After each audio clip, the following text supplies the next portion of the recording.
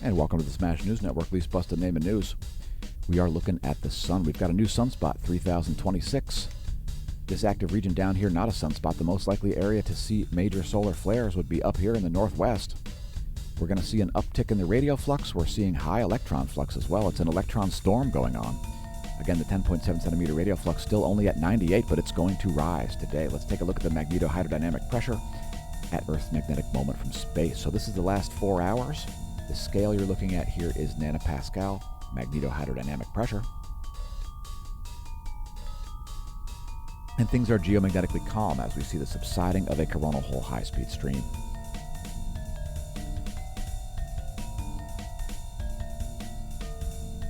So that was Earth's magnetic moment from space. Here's Earth's magnetic moment from the ground. It'll show you the most likely places to see aurorae. It'll show you where the telluric currents are most likely to be located, as well as the most likely spots for induction into power grids, and to rail lines, and to pipelines. See some pulses, magnetic pulses coming out of the western Pacific Ocean there, and the central Pacific. Again, that's the last 4 hours of Earth's magnetic moment from the ground. And let's move on, as there's plenty more interesting stuff to cover, like coronal holes. First, the KP index, calm here. Geomagnetic calm conditions, KP2 on the planetary K index for the past 9 hours at least. And we see the subsiding of this high-speed coronal hole wind stream. So now we're below 500 kilometers per second. Just a little bit below, though, at 495. Solar wind density, 5.19. So solar wind density, 5.19 protons per cubic centimeter. Solar wind velocity, 495 kilometers per second. Magnetometers are going to smooth out here in the next day or two. We're seeing these spiky readings. That's an ongoing and lengthy coronal hole high-speed stream. We'll see less sawtooth patterns in this coming. Let's take a look at some more magnetic data while we're on magnetic data. So here is your top view ecliptic plane field plot. Earth is in a south pole current sheet. No changes expected to come to that anytime soon. North pole current sheet shown there in green. Here's the line of sight view,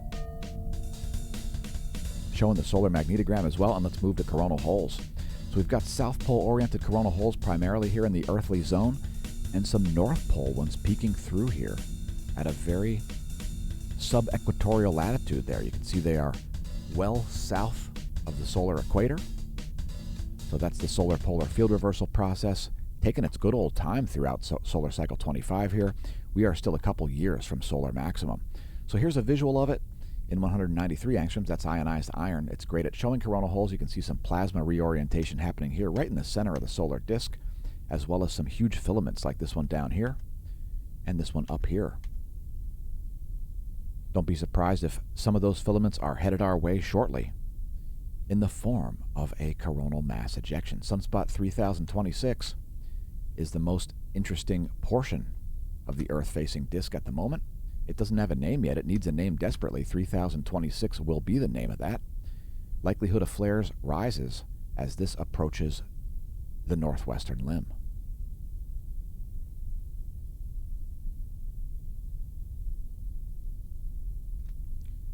So here's a visual of that in 1700 angstroms.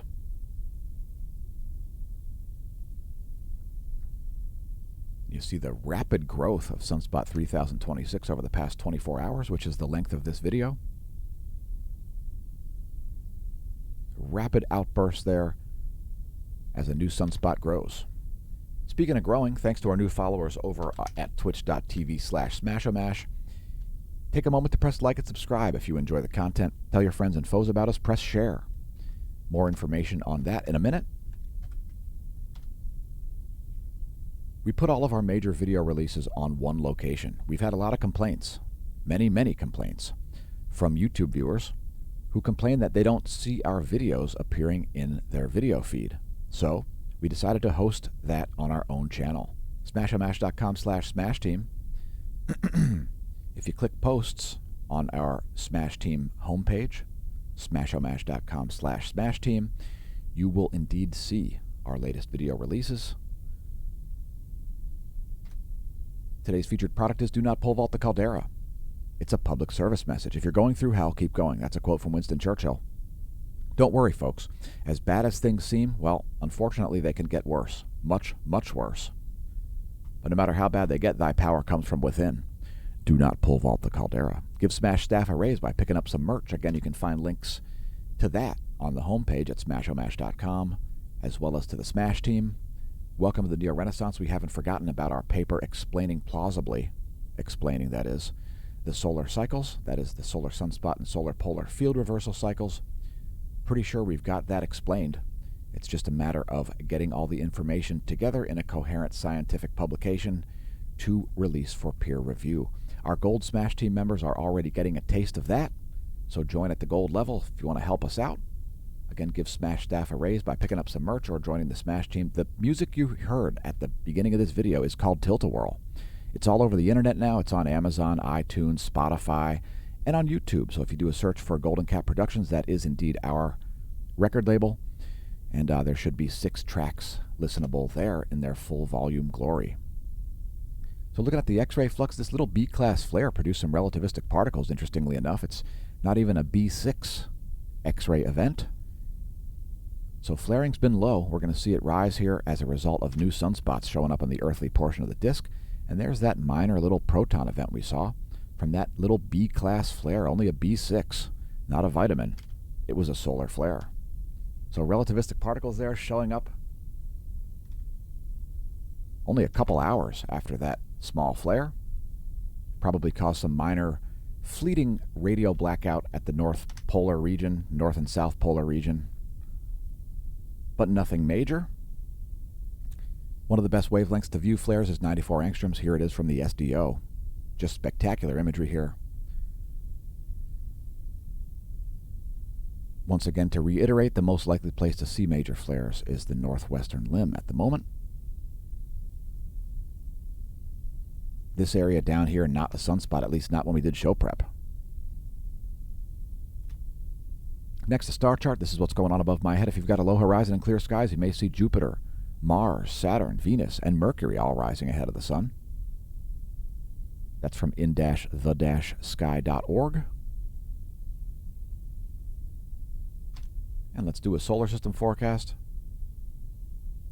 There's where things are now. We're going to go 1 week in the future as Mercury as Mercury's on its way to blow past Venus. And in 7 days, we will have a gibbous waxing moon here on planet Earth. Next, our coronagraph just from today.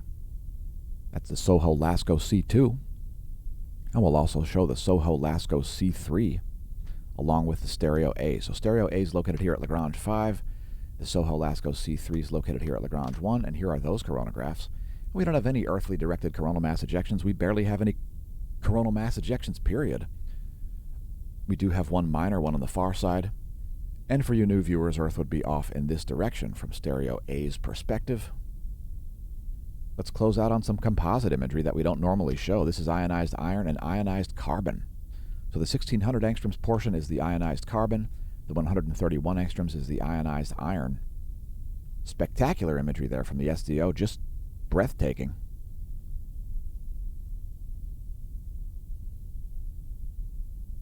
And that's where we'll have to close out.